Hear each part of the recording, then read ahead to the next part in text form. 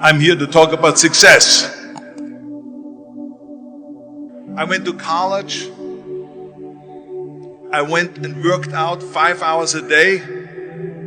And I was working on construction. Because in those days in bodybuilding there was no money. I didn't have the money for food supplements or anything. So I had to go to work. So I worked in construction. I went to college. I worked out in the gym, and at night from 8 o'clock at night to 12 midnight, I went to acting class 4 times a week. So I did all of that. There was not one single minute that I wasted. And this is why I'm standing here today. At the age of 20, I went to London and I won the Mr. Universe contest as the youngest Mr. Universe ever. And it was because I had a goal. You see, if you don't have a vision of where you go, and if you don't have a goal where you go, you drift around and you never end up anywhere. 74% hate their job in America. The majority of people don't like what they're doing because they're really not doing it because they didn't have a goal and they followed this goal. They just aimlessly drift around, and then all of a sudden there's a job opening, so they get that job because you have to work. But then when you work, it's a chore. It's work. It's not fun. So if you think about, only a quarter of the people really enjoy what they're doing in life. So people always ask me, when they saw me in the gym in the pumping iron days, they said, why is it that you're working out so hard? 5 hours a day, 6 hours a day, and you have always a smile on your face. The others are working out just as hard as you do, and they look sour in the face. Why is that? And I told people all the time, I said, because to me, I'm shooting for a goal. In front of me is the Mr. Universe title. So every rep that I do gets me closer to accomplishing that goal, to make this goal, this vision, turn into reality. Every single set that I do, every repetition, every weight that I lift will get me a step closer to turn this goal into reality. So I couldn't wait to do another 500-pound squat. I couldn't wait to do another 500-pound bench press. I couldn't wait to do another 2,000 reps of sit-ups. I couldn't wait for the next exercise. So let me tell you something, visualizing your goal and going after it makes it fun. You got to have a purpose no matter what you do in life. You got to have a purpose. And Muhammad Ali worked his butt off. And I saw it firsthand. And I remember that there was a sports writer that was there in the gym when he was working out and he was doing sit-ups. And they asked him, how many sit-ups do you do?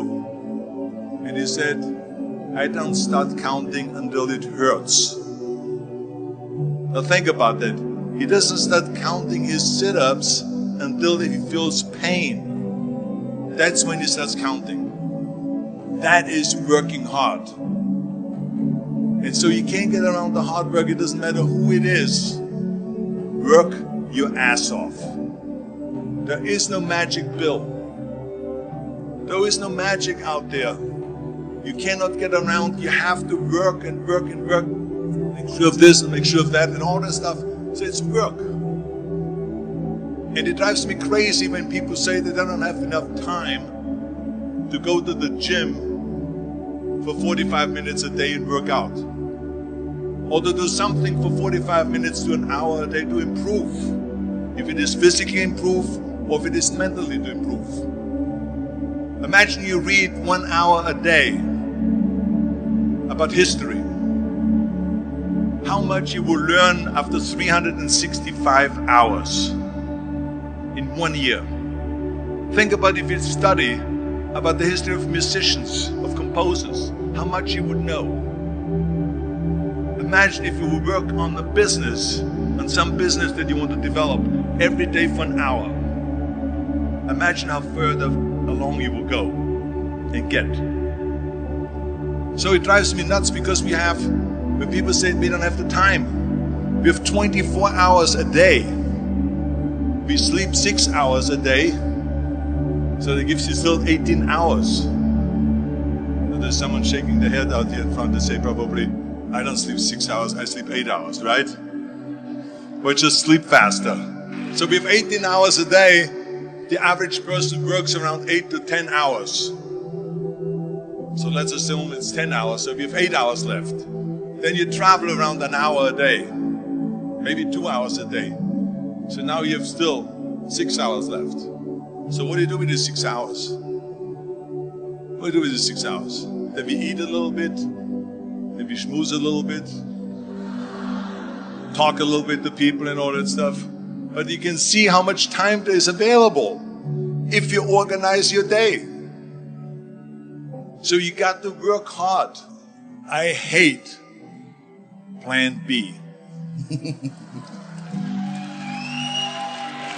And I tell you why. Because we have so many doubters, as I've said earlier, the no-sayers. We have so many of those people that say no and you can't do it, that's impossible. That is okay because we just turn off, as I said earlier, and we listen and we hear the no being a yes. You can't do it, you can't do it, and all of that. So that is possible to do that amongst all the negative people around you. But when you start doubting yourself, that's very dangerous. Because now what you're basically saying is that if my plan doesn't work, I have a fallback plan, I have a plan B. And that means that you start thinking about plan B, and every thought that you put into plan B, you're taking away now that thought and that energy from plan A.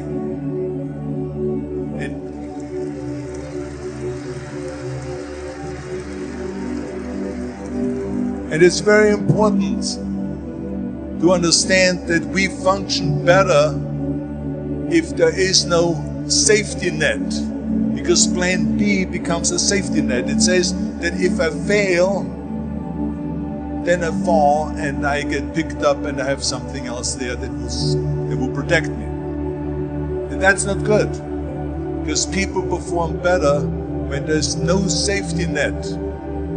People perform better in sports and everything else if you don't have a plan B. I'm telling you, I've never ever had a plan B. I said I made a full commitment that I'm gonna go and be a bodybuilding champion. I made a full commitment that I'm gonna be in America. I made a full commitment that I'm gonna get in the show business and I'm going to be a leading man. No matter what it takes, I will do the work.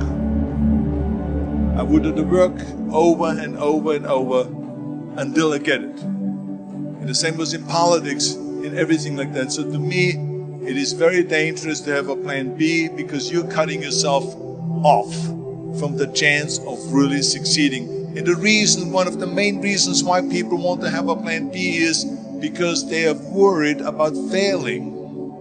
What is if I fail, then I don't have anything else? Well, let me tell you something, don't be afraid of failing, because there's nothing wrong with failing. You have to fail in order to climb that ladder. There's no one that doesn't fail. Michael Jordan said in one of his interviews, when they said, "You're unbelievable, you're the greatest basketball player of all times." I mean, tell me about that. And he says, well, you're just mentioning the successes. But he says, for me to become the greatest basketball player, I missed 9,000 shots when I was playing basketball at the NBA games. So during these games that he was so successful, he missed 9,000 shots. Does it make him a failure? No. He's one of the greatest basketball players of all times, but he failed 9,000 times. Do you get it? We all fail. It's okay.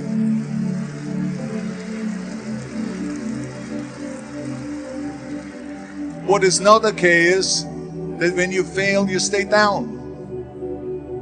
Whoever stays down is a loser. And winners will fail and get up. Fail and get up. Fail and get up. You always get up. That is A winner. That is a winner. I failed in bodybuilding. I lost bodybuilding competitions. I lost powerlifting competitions. I lost weightlifting competitions. I had movies that went in the toilet and that were terrible. We got the worst reviews.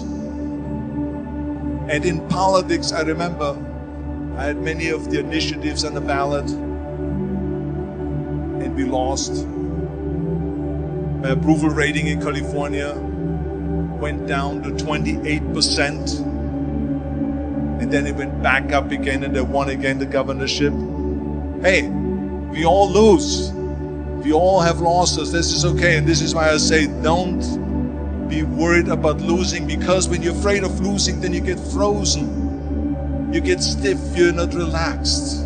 You got to be, in order to perform well in anything, if it's in boxing or if it is on your job or with your thinking, is only happening when you relax. So relax. It's okay to fail. Let's just go all out and give it everything that you got. That's what it is all about. So don't be afraid to fail.